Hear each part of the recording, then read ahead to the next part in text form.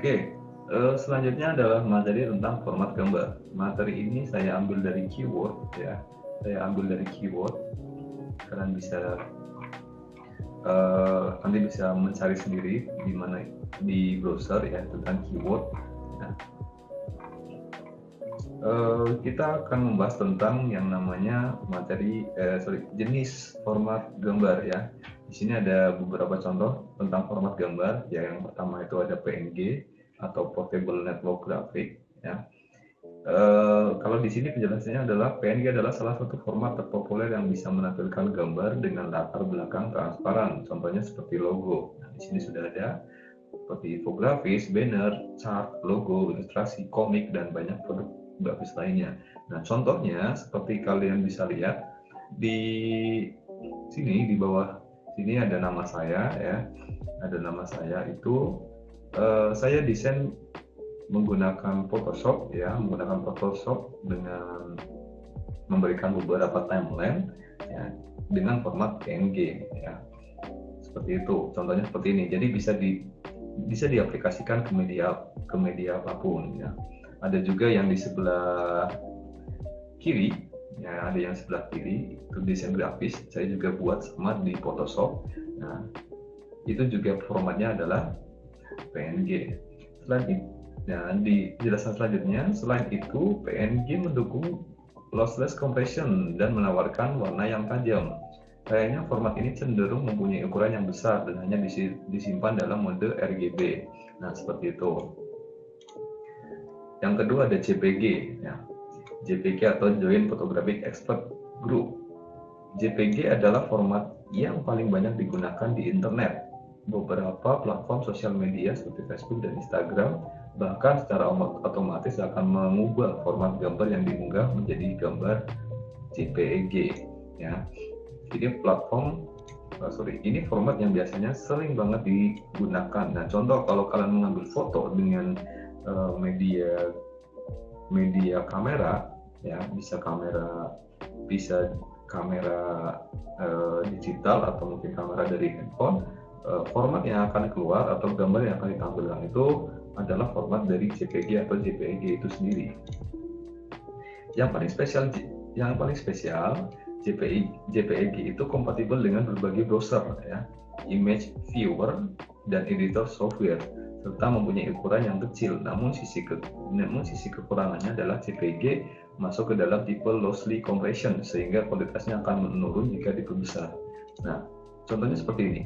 Kalau kalian mengambil gambar menggunakan kamera handphone lalu diperbesar dengan ukuran maksimum, biasanya akan menghasilkan gambar yang kotak-kotak. Nah, seperti itu. Itu yang namanya lossy compression. Sedangkan yang tadi yang PNG itu adalah lossless compression. Jadi jika diperbesar itu ukurannya akan sama. Bentuknya akan sama, Nah, yang ketiga ada GIF atau Graphic Interchange Format ya, biasanya digunakan untuk media yang ada di WhatsApp itu ya, yang ada di WhatsApp, gambar gerak-gerak dimasukkan ke dalam chat ya, itu namanya GIF. Sering melihat gambar GIF di sosial media? Ya, GIF dikenal karena kemampuannya dalam menampilkan animasi yang menarik dan kekinian, sehingga banyak digunakan dalam strategi sosial media marketing. Ya. Contohnya kayak di sini, ya, dari gambar, contohnya di sini, dari nama saya, ya, yang formatnya PNG, saya kasih sebuah animasi sedikit, ya, animasi dari warna, dan itu akan membentuk sebuah gambar GIF. Nah, ini gerak terus ya, ini berputar terus. GIF mempunyai ukuran yang kecil, mendukung mode transparan dan termasuk ke dalam lossless compression. Namun di sisi lain sayangnya tidak dibekali dengan kualitas gambar yang tinggi ya, serta mempunyai dukungan warna yang terbatas. Nah, itu batasannya dari warna GIF itu sendiri. Yang keempat ada warna TIFF atau Target Image File Format ya. Dengan kualitas gambar yang sangat tinggi, TIFF banyak digunakan dalam industri cetak maupun penerbitan. Tapi ingat, jangan pernah menggunakan format ini untuk web, karena selain tidak kompatibel dengan berbagai browser, TIFF juga mempunyai ukuran file yang lebih besar. Maksud dari kompatibel adalah contohnya gini. Kalian menggunakan baju renang, tapi bukan baju renang. Kalian menggunakan apa ya contohnya? Menggunakan baju santri, ya contoh bukan santri, baju koko pakai sarung, tapi kalian malah main bola, ya itu tidak kompatibel. Kecuali untuk lomba 17-an, ya ada yang pakai lomba bola tapi pakai sarung. Yang kelima ada format PSD, ya, atau format Photoshop yang dibuat maupun disimpan di aplikasi Adobe Photoshop. Ya, ini bisa diubah ke format lain atau diekspor. Biasanya kalian desain di Photoshop, ya. Format awal dari software itu adalah PSD, ya. Kalau kalian ekspor bisa ke format seperti JPG, PNG, ya, dan sebagainya. Nah, formatnya masih banyak, ya. Ada format WebP, PNG atau bitmap, RAW yang biasanya ditampilkan pada foto digital, EXIF, Exchangeable Image File Format, Icon, HEIF, High Efficient Image File Format, atau yang termasuk dalam kategori raster.